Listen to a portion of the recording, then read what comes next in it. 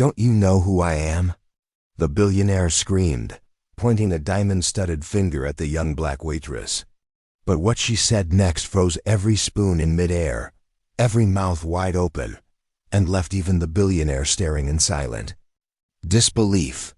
What one waitress whispered turned into a wildfire truth that shattered reputations, unearthed secrets, and flipped the power dynamic upside down.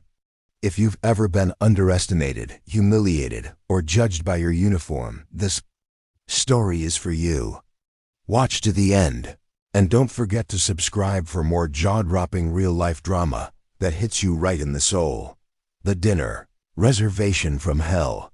At the swankiest rooftop restaurant in New York, the Sterling Crown, nights shimmered with high society, CEOs, movie stars, and billionaires seated beneath golden chandeliers and clouds of ego.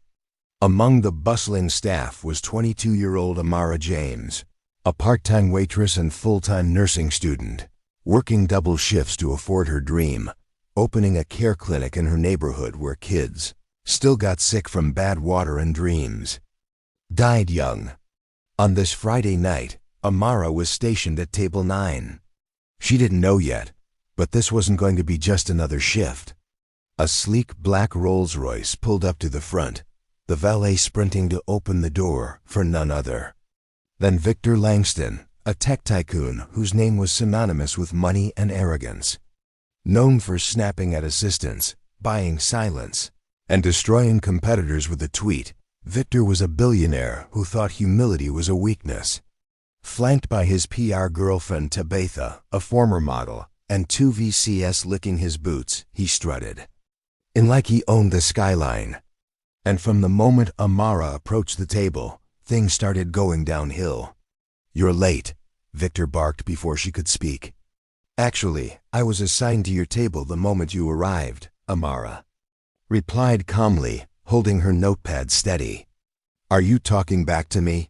Victor's voice rose an octave. "No, sir, I'm here to serve you."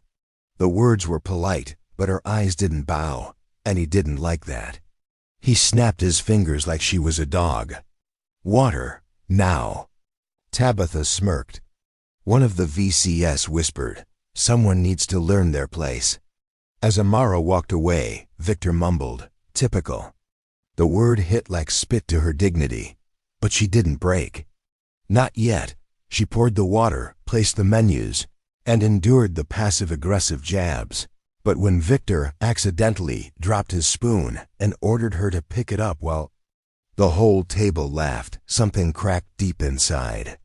Still, she bent down, picked it up, smiled, and stood straight. "Thank you," she said. "No," Victor replied. "Thank me." Then he leaned forward and whispered, "People like you don't get to speak here. Just serve and disappear." Every cell in Amara's body screamed, but her voice stayed calm, until dessert. When everything changed, the sentence heard around the room. Victor ordered the most expensive dessert on the menu, a gold-leafed soufflé with imported cherries, and complained it was too cold. Amara apologized and offered to replace it, but he shoved the plate across the table. It slid, toppling off the edge, crashing near her feet. Silence fell, all heads turned. "You call this service?" Victor shouted. "You don't belong here. You think just because you smile and wear an apron you matter? Let me tell you something, you are nobody." His voice thundered. Phones started recording. Customers gasped. A manager stepped forward, but Amara raised her hand. She bent down, picked up the plate again, and straightened up. Then slowly, and with breathtaking calm, she looked Victor in the eyes and said one sentence. "Then why is your mother the one who taught me how to serve with pride?" The room froze. Victor's jaw dropped. Tabitha blinked. "What did you say?" one of the VCS mumbled. Amara stepped closer. "Yes, Linda Langston, your mother. I took care of her for months. She used to tell me, people will look at your skin and your job and decide your worth. Don't let them." Her voice didn't waver. "She gave me her favorite bracelet the day before she passed. Sighed I had more dignity in my pinky than her whole boardroom. The footage from the phone caught Victor stuttering, speechless. The manager, stunned, asked softly, "Is that true?" Amara nodded. "I was her nurse during the cancer. I stayed when others walked away, including her son." A ripple spread. Through the restaurant, whispers turned into a roar. Victor looked like a man struck by lightning. He turned pale. "You're lying," he muttered. Amara calmly pulled something from her apron pocket. A silver bracelet engraved with the initials. "Ella, ask your mother's lawyer," she said. "I signed the hospice forms. You didn't even visit her on her birthday." Tabitha pushed back her chair. "You said she died in peace. You never mentioned a nurse." "I didn't think it mattered," Victor said weakly. "It does," Tabitha snapped, and she left. Victor stood, humiliated. The billionaire who thought himself untouchable had been unmasked by a waitress with grace and a memory. The cameras were still rolling. Twitter would know by morning. Viral firestorm and the past that burns. By the next morning, Amara's one sentence had ignited social media. #WaitressWithGrace and #VictorExposed trended globally. Millions watched the video. Celebrities weighed in. The media dubbed it. The night power was redefined. Amara, who had 86 followers before the incident, now had over 3 million. News vans camped outside her building. Her nursing college posted a public message of support. But deeper than the headlines was something Victor couldn't ignore: guilt. His PR firm dropped him, one investor pulled out, and his company's board demanded a statement, but Victor stayed silent. Instead, he called his mother's lawyer, and the story he heard made him weep. Linda Langston had indeed requested a private nurse during her final months, someone who reminded her what kindness looks like.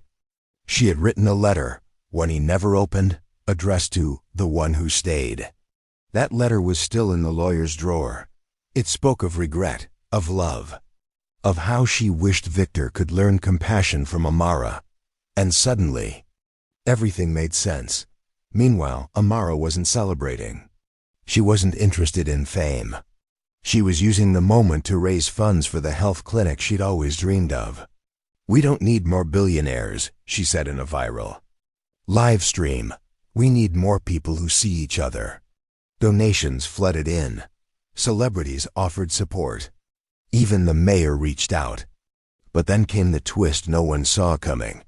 Victor showed up at her apartment building. Cameras rolled as Victor stepped out of a black car, holding something in his hand. He asked to speak with her. Amara, hesitant, agreed. Inside the cafe, she now co-owned with her aunt, he placed the unopened letter on the table. "I never read it. I should have. I should have been there for her. And I definitely shouldn't have treated you the way I did." His voice cracked. "I didn't come for pity. I came to say, I'm sorry." Amara took the letter, opened it, and read it aloud. It spoke of late-night conversations, of the nurse who stayed, sang gospel songs, and braided her hair. "That was you?" Victor asked. Amara nodded. "And still you yelled at me," she said. "In front of everyone." "I know," he whispered. "Then why are you here now?" she asked, folding the letter. "Because I want to fund your clinic. No strings. Just gratitude." Her eyes searched his. "Not for your image?" "I lost that already," he said with a sad smile. "This isn't about me." The offer was tempting. But Amara said, "Only if the clinic is named after your mother, not you." He blinked, then nodded. "Done."